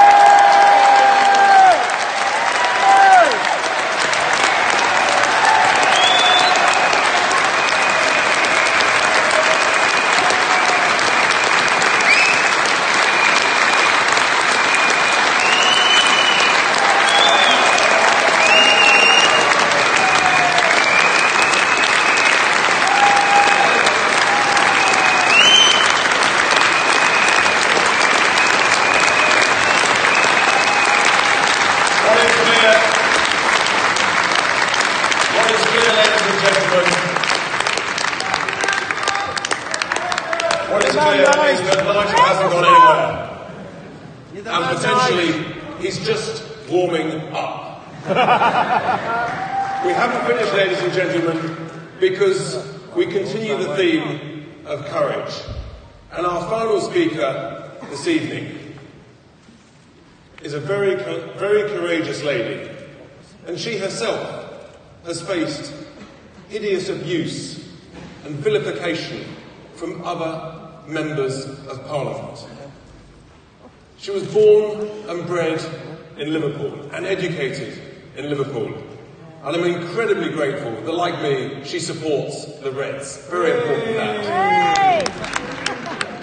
She was a TV presenter before becoming the first and only ever Conservative MP on Merseyside. That's quite an achievement. She's had a number of parliamentary and ministerial positions before she became the Secretary of State for Work and Pensions in 2018.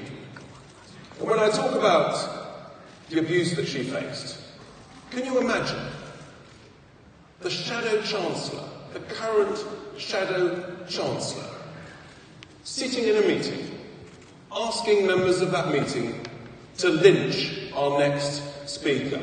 Utterly disgraceful. That's what happened.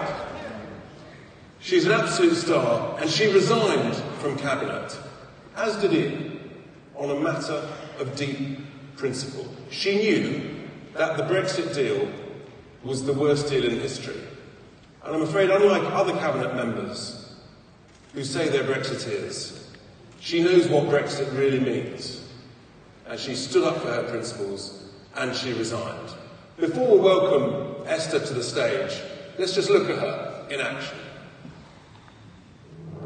Esther McVey goes, and maybe no surprise because she was thought to be one of those who was most argumentative, most unhappy. Why, oh why, are we handing over £39 billion and what for? Can the Prime Minister assure the House today that the UK will be leaving the EU on the 29th of March 2019, come what may? This is about trust. Not only in politicians, but trust in what the people have voted for. We voted out. We must always remember that. People who know me know that I'm forthright, I am feisty, I am a straight talker. Please welcome to the stage, Esther McVey MP.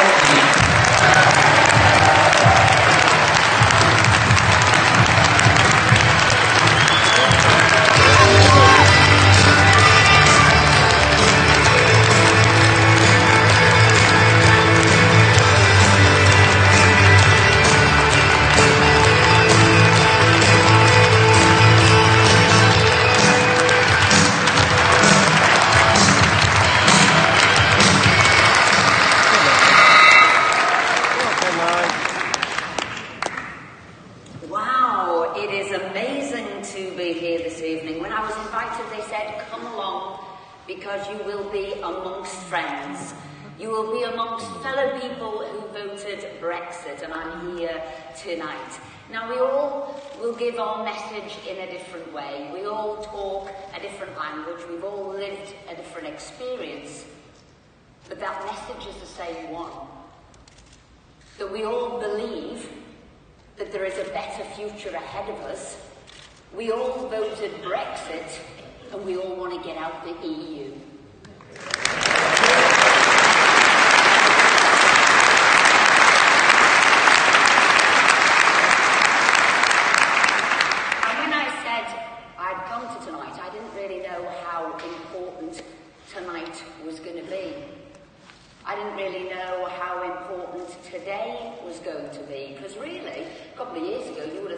thought you'd be celebrating tonight. We're on our way out, it would all be fine, we're on our way out. But actually, the truth is, that isn't the case. The Brexit roller coaster isn't over. And I'd say to everybody in this room tonight, do you know what? Buckle up, sit tight, because that roller coaster ride is about to get harder, tougher, and we've got a hell of a journey in front of us, starting tonight. And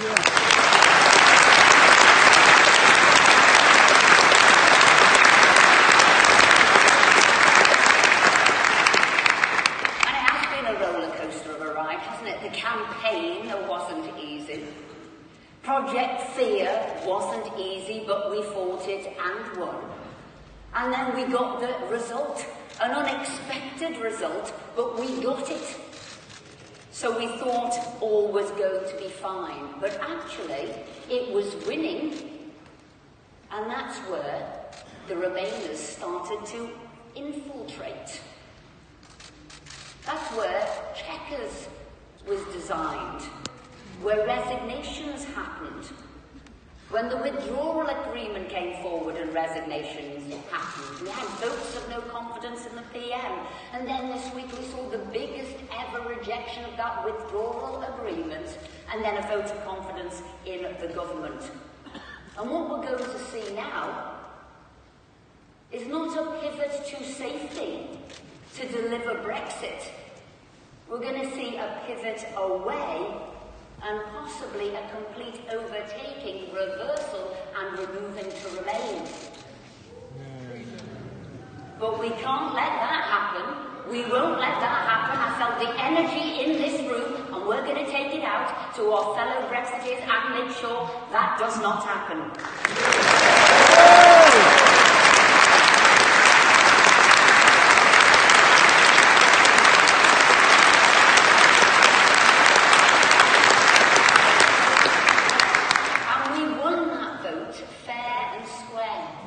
We got told we were coming out, we were told about the red lines, we were told about everything else. In our manifesto at the 27th general election, we got told out of the customs union, out of the single market. But I'm standing here today thinking it's not going to be as plain sailing as that. But you know what I'm going to say today? Maybe we sat back. Maybe there's a little bit of blame that should be on our shoulders. We won. We expected it to happen. We believe in democracy. We thought we could trust our MPs. We thought it was going to happen. We told them what they wanted. We are public servants. We work for you. It should have been plain sailing. But you know what? Because of our trust in the people we elected, we thought it would go through. But that's not transpired to be the case, because 75% of the MPs in the House either voted Remain or they campaigned for Remain. We thought they would have listened to us, changed their views, and implemented what we'd asked them to do.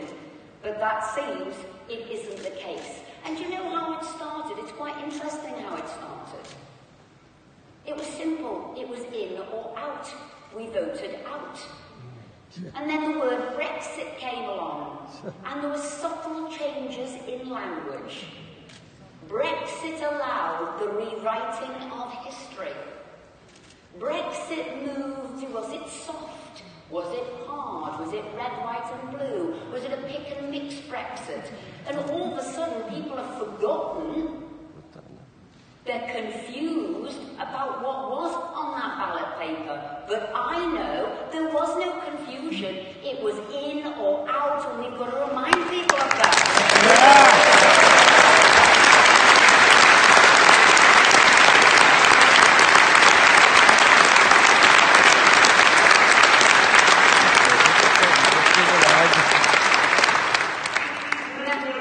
We've had the hokey-cokey Brexit, with the Chequers and withdrawal.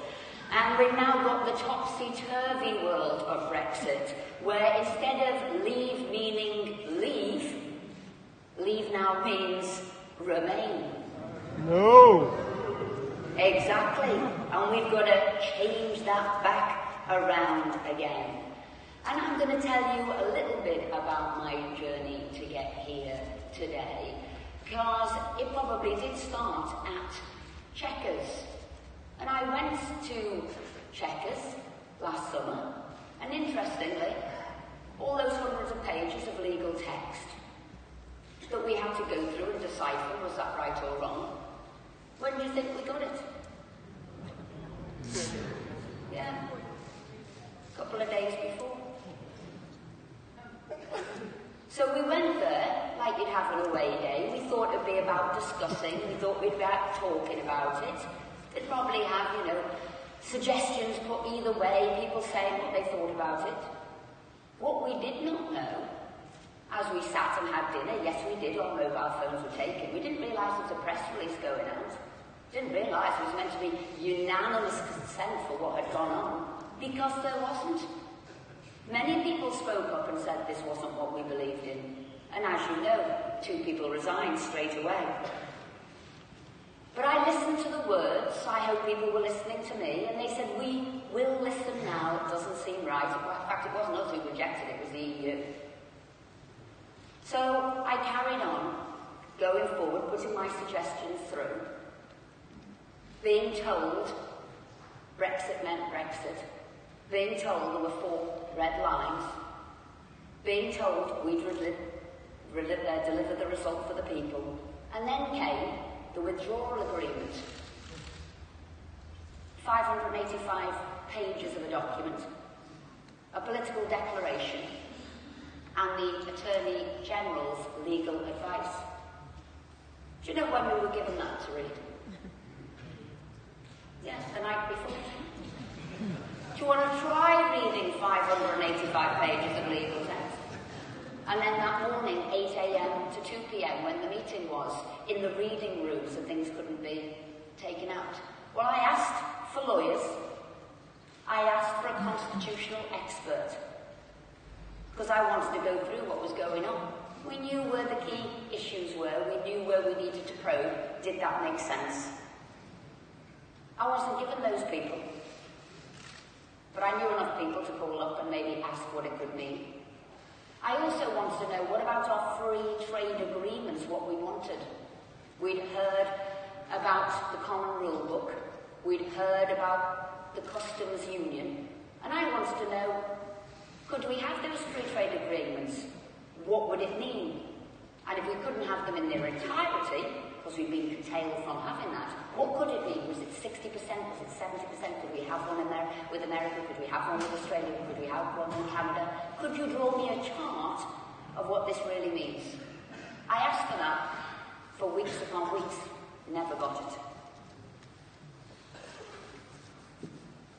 I went to see the Prime Minister privately. I said, I have a serious concern with what's going on. You can't say too much of cabinet nowadays, it finds itself in the paper the next morning. It's less of a cabinet now, more of a sieve. So I said, can I see you in private? I said, this withdrawal deal will not wash. I said, I've got a 9-point plan here of how I think it'll pan out. In fact, I think everybody will unite against this withdrawal agreement. I think it might be quite chaotic afterwards. What will we do then? Where will we go then? I said, my advice is to do another Salzburg speech. Say this isn't good enough, we've tried. Go back to the EU.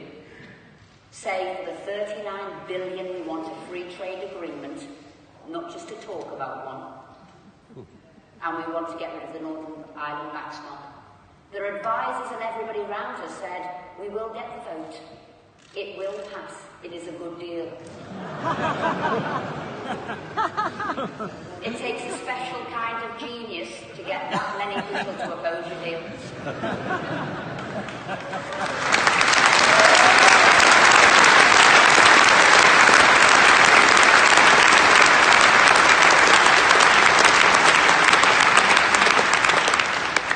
And they thought I was the mad one telling them the vote wouldn't get through in the House. So when I went to Cabinet the next day, reassured by their words that they were going to win the vote. And I wasn't. Having Attorney-General say this was an ugly sister of a deal. I said, if you think that, if Cabinet Ministers think that, what do you think the public's going to think of that?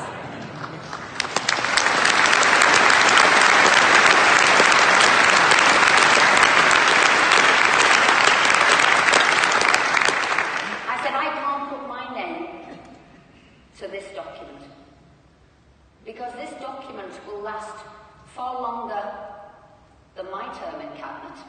Little did I know it was going the next day. Last far longer than me in Parliament. It'll last far longer than me. This is about the UK's future. I said, I can't put my name next to that.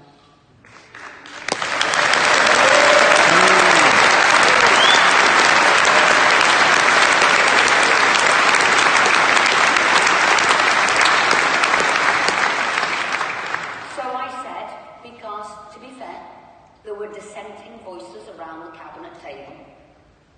And I said, can we have a vote of the Cabinet? And the reason I wanted to do that is I wanted people to focus on what we were doing. We'd been there for 5 hours. Everybody had pretty much spoken for 20 minutes apiece. We'd gone round the table. People would say, oh, it's not good enough, I don't like it, or it's fine, it'll go through. And I said, let's take a vote. This is so important. We believe in transparency. We believe in democracy. On the biggest thing ever in our lifetime, in our political lifetime, let's take a vote in the Cabinet. It wasn't unheard of. Other Prime Ministers have done it, but it is down to the Prime Minister. And I was shouted down and told, no, we're not going to do it. I will use an expression from Liverpool.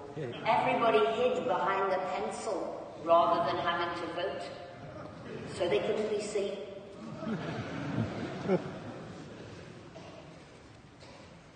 I left Cabinet the next morning. I went home that night.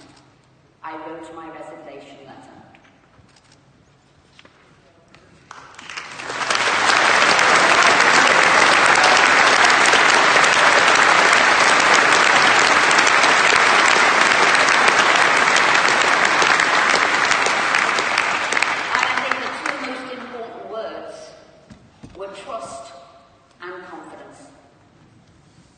Trust that we've given you for you to vote and give us an answer. Trust from you to us that we were going to deliver that. And confidence. You have confidence in the United Kingdom and its capabilities. We have to have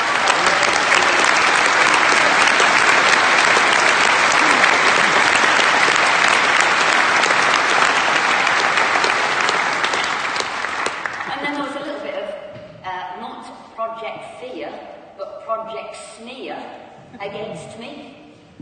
I was the person who flew into a rage. I had a meltdown. I was crying, whatever it was. It's what they try and do when they're trying to say, really, emotional lady who can't cope with the heat. And that is rubbish. Thank you very much indeed.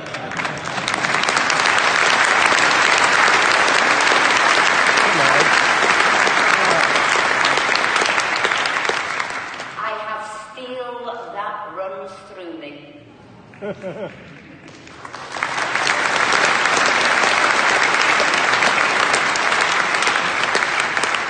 I am a public servant, like you've seen Kate, like you've seen Iain here, spectacular public servants, and we will do what you ask us to do when we've got the confidence to do it.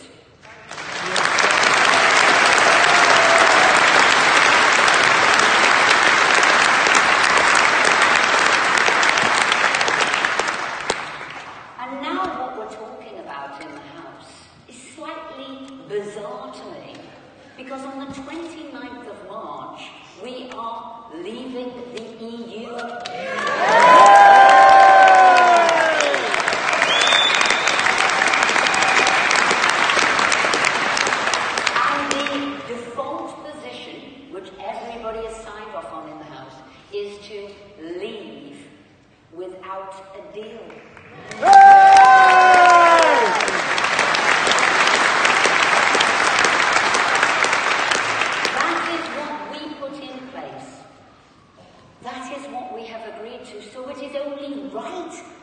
the preparations for no deal. It is only right that we make sure if that's what we put in law, we can cope and we can deal with that. Civil servants, to be fair, have been working those plans. That preparation is in place. Money has been put aside for that. So first of all, we have told the Prime Minister, go back to the EU and get a better deal. Yeah. No backstop on the 39 billion for a future trade agreement.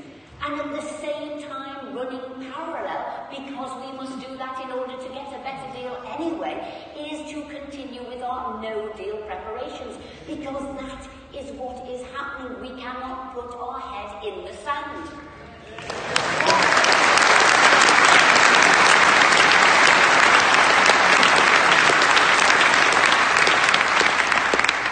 So Project Fear has now started on what all of the MPs signed off ages ago, triggered Article 50 ages ago.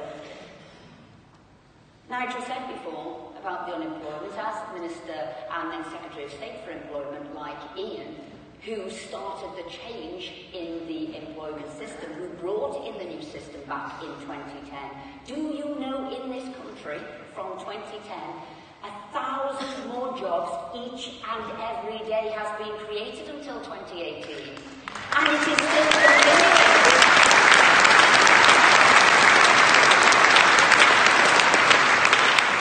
More jobs have been created in the UK since 2010 than France, Spain, Ireland, Austria, Netherlands, Sweden and Norway combined.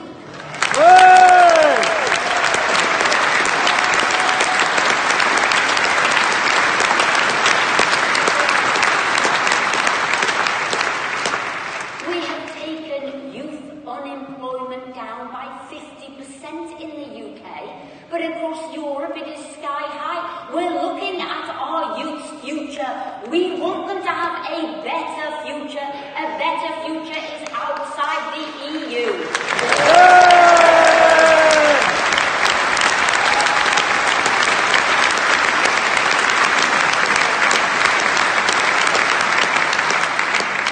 They told us investment would stop coming into the UK. It hasn't. It's at record levels. They said our tech industry would be very vulnerable. It's not the case. Google's come here, SoftBank's come here, Amazon's come here. Do you know what now? In London we've got more coders than in San Francisco and New York. This is the place to be.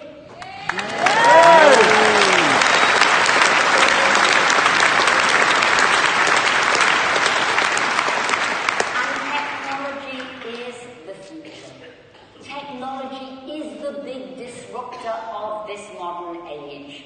That is what is changing jobs, that is what is changing enterprise, that is what is changing the shape of the world. That is what we've got to deal with. It's got to work for us, it's got to work for the country, it's got to work for where we're going. Technology will also give us our solutions. The solutions for transporting goods, the solutions for customs arrangements. It will give us our future. You can now set up a business in your bedroom and be anywhere in the world. So to look backwards in a rear-view mirror about what is happening with 28 countries in the EU, you're looking at the wrong problem and the wrong solution. The solution is to be an agile country. It is about being a nimble country. It is about making technology work for you, and it is about going out there in the world, being able to be, as I say, nimble, making your decisions quickly, and technology is what is going to unleash that when we are out of the EU.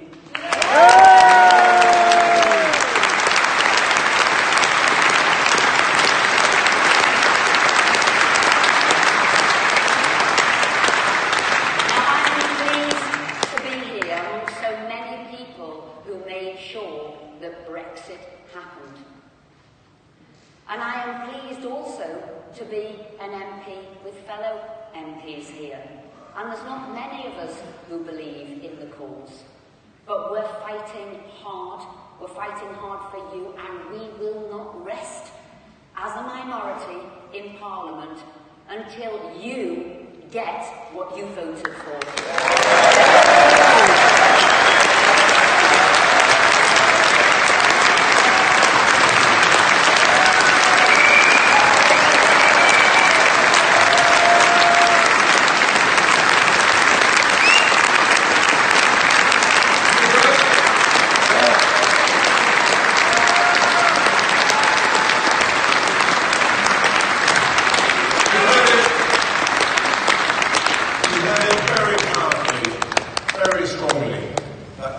courage, that principle, to resign so quickly from Cabinet.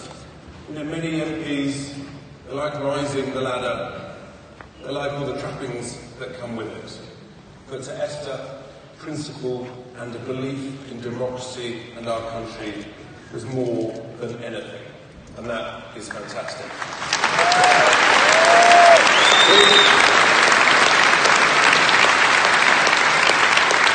We've had a lot of fun tonight, ladies and gentlemen, but all great things must come to an end. We've got homes to get to. But before we do that, there's just two things, please. Firstly, what I said earlier, all of us can still help. We need to write to our MPs. We need to tell them we believe in Brexit. We believe in Britain. We know that a WTO Brexit is the way to go.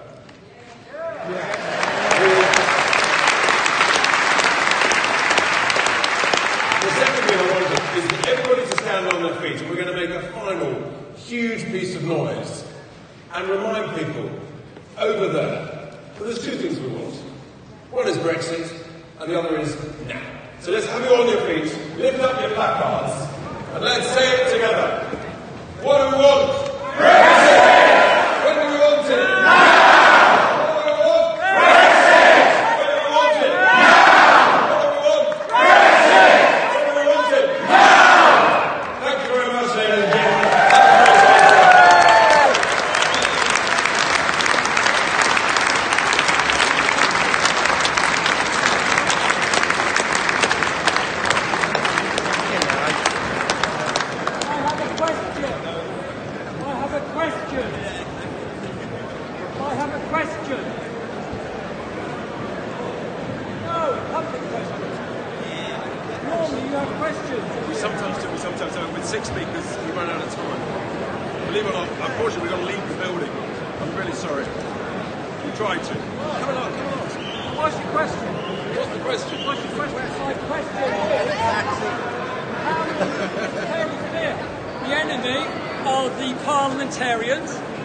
We're finished. They're going to do it without us, unless we do something. None of you up there have given us anything to do.